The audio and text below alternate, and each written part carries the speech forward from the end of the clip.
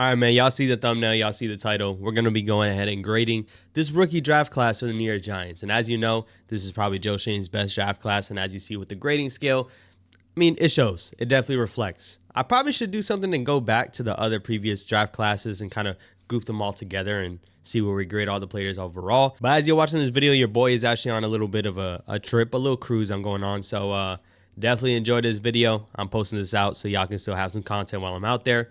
And overall, let me know your thoughts. Grade the rookies yourself. Let's jump straight into it. First off, before we start grading them, man, let me know what y'all think with the little logo spinning in the bottom right. I love it. I think it looks dope. The TJ is something I'm going to be utilizing more. That's for the juke, obviously, the logo. So let me know what y'all think about that. But let's jump straight into this grading, man. And we go start from, round 6 up. And first off is going to be Darius Massaquoi. He was drafted as a linebacker. He actually saw more reps at linebacker than I thought he was. I'm going to be honest.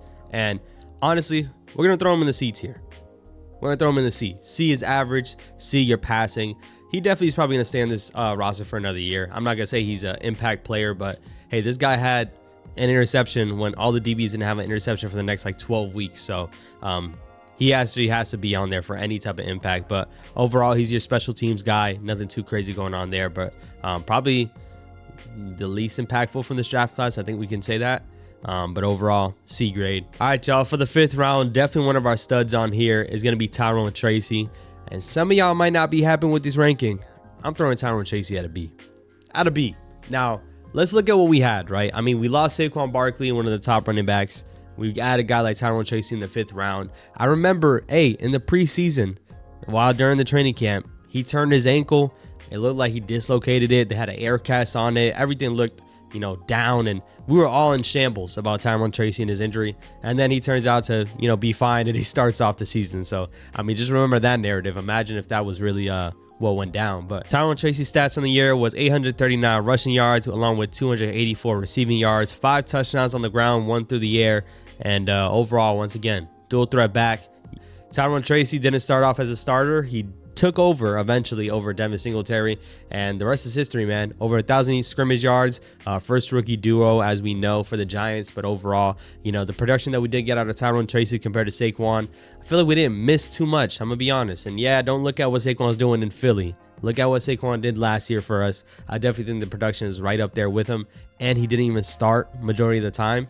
The only reason why I have him at a B and not an A is because of his fumbles. Listen, the fumbling issue is a big issue, and Devin Singletary also has that as well. Tyrone Tracy, I don't know if it's because he's next to Devin Singletary, but he ended up having that. But overall, when you're asking a guy that was playing receiver most of his college career, switched over to running back the last year of his career in college, he performed a lot better than I expected. He definitely runs powerful and also leans forward a bit. I don't like when my running back is cutting up left and right. He has good vision, and he normally most of the time ends up finishing the run well. So shout out to Tyrone Tracy with the B. Once again, 5th round. This is where Joe Shane really made his bread and butter with this draft class. Shout out to Tyrone Tracy, and I guess Joe for this time being. For the 4th round, we have Theo Johnson, and Theo Johnson is going to end up with a C. Next, we're going to have Theo Johnson, and Theo Johnson is going to be at a C. Listen, I think Theo Johnson's ceiling is still there. You can still probably get a lot more production than we got out of this last year. I think that the Giants overall, with the bad offense, they didn't utilize the tight end position well. They really didn't. And think about what Daniel Bellinger was, for us 2 years ago.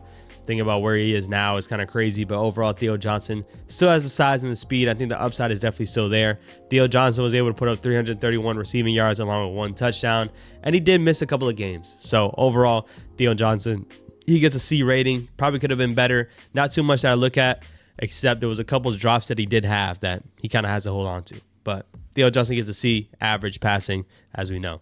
Andrew Phillips is going to be our next player, and I think Andrew Phillips has to be in the B tier. He has to be. Now, I wouldn't put him any higher. I think there's a chance he probably could be worse. I wouldn't be surprised if one of y'all give him a C rating. Overall, Andrew Phillips, right? I remember when I made my first video talking about him, a lot of people were getting on me because Talking Giants and a couple other people, not sending any shots, but they said he was a bad tackler. listen, that was probably his best skill set this year. That's why I wouldn't really hinge on too much. And I mean, analysis and analysis, and you see what they do in college. But overall, tackling was not an issue for this man in the NFL. That's probably like his best skill set at the moment, was his physicality and him able to stop. I've seen a handful of plays on screen passes where he's able to, get across the blocker and make that tackle. Andrew Phillips' best skill set right now is his tackling. So shout out to him with that. Coverage is definitely what's suspect a little bit. But, PFF loves him. Around the league loves him. A lot of people like Andrew Phillips overall as a player and stepping up as a slot corner.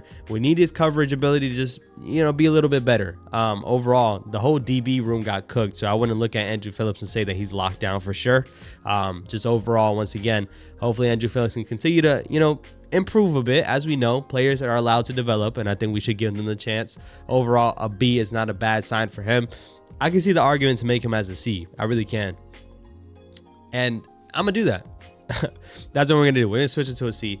Granted, y'all can have him as B as y'all want. Let me know once again in the comments what y'all think about Andrew Phillips. But overall, a successful rookie year, and hopefully he improves on it. All right, y'all, I'm switching it back. And mainly because if I'm throwing Andrew Phillips as a B, Tyler Newman is a C.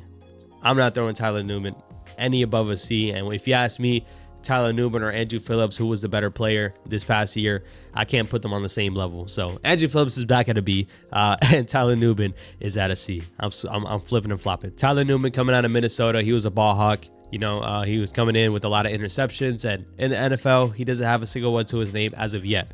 As we know, the DB room was terrible. Didn't get a lot of interceptions till the late part of the season. But Tyler Newman, overall, I think he has all the traits to be able to be a good safety, and I think Shane Bowen's defense kind of didn't utilize him well, utilize him in a role that we probably would see him perform best at. But there's another year to take over. We got a new DB's coach and safeties coach, so there's a chance that overall Tyler Newman continues to improve. Right now, we've seen a lot of the physical game part of him, where I remember this one highlight, and hopefully I'll be able to throw it up. But he hit. I can't even remember what running back it was, but he made a great hit either on a pulling guard or on a running back. Can't remember what it is at the top of my head. I'll make sure I find it. I post it. I'm getting super congested. But overall, once again, Tyler Newman, shout out to him. He ends with a C rating, and I don't think it's terrible. I think that's his floor. He definitely has more gains to improve. And hey, when you lose an Xavier McKinney, I mean, it's hard to replace that, and you see it out there in Green Bay. But Tyler Newman, I think he could still be a lot better. So shout out to Tyler. And the last, and obviously we know, Malik Reagor is going to be an A. There's no reason for him not to be. Let's read his stats real quick. Malik Reagor finished with 109 receptions, 1,200 yards, 7 touchdowns on the season. And you can argue, man, it should have been better. After his concussion, I mean, I feel like there was a time where it just wasn't really clicking for him. And I was getting worried because I'm just like, hey, like, what's going on? I don't need, and I know he's a completely different player. I shouldn't even say his name, but Kadarius Toney bursted onto the scene and then he went quiet. Malik Reagor bursting onto the scene, and after his concussions, it took him a little bit to get right. So I'm glad he was able to get right. Obviously, his late performances is kind of what pushed those numbers up as well. Over 150 yards against the Colts, and also even his last couple of performances, I believe it was against the Eagles. He had a touchdown as well and almost 100 yards. So, I mean, overall, Malik Reagor towards the end of the season, I like to see that he continued to stick with it. And you can argue, hey, he had the worst quarterback room in the NFL. So, I mean, nobody should really give him too much slack for that. I see a lot of comparisons with him and Brian Thomas Jr. and saying who's better. I'll probably make a video on that, honestly, because, I mean, I'm always root for my guy, but I think Malik Reagor genuinely is the better receiver. Brian Thomas Jr. was still amazing, but Malik Reagor's had 4 different quarterbacks that weren't given the opportunity. Think about how many times that Malik Reagor was running wide open, deep, and we could not connect the deep ball for anything. Like, this guy, once again, in college, one of the fastest receivers, and he had that big playability. We just didn't get to see it too much with us. But in the latter half against the Colts, seeing him make people miss in space and take it to the house, that's what Malik Reagor is, and that's what we need to utilize moving forward. Pardon my voice, man. This little cold is getting me. But once again, man, Malik Reagor as an A.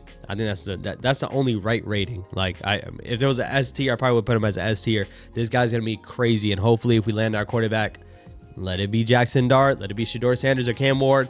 We can continue to, utilize Malik Reagor and shoot, give him over 1,600 receiving yards. Like, this guy was up there with the rest of the league with bad quarterback play.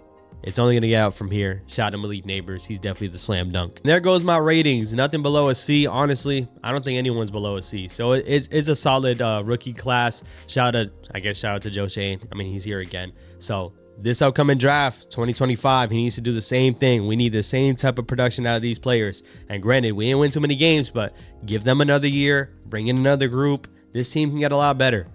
So maybe I'll go back and grade some other things. I don't really do too much grading. Y'all let me know how y'all like the content as far as doing that. And if you're interested, go ahead and do your own grading class and let me know in the comments, man.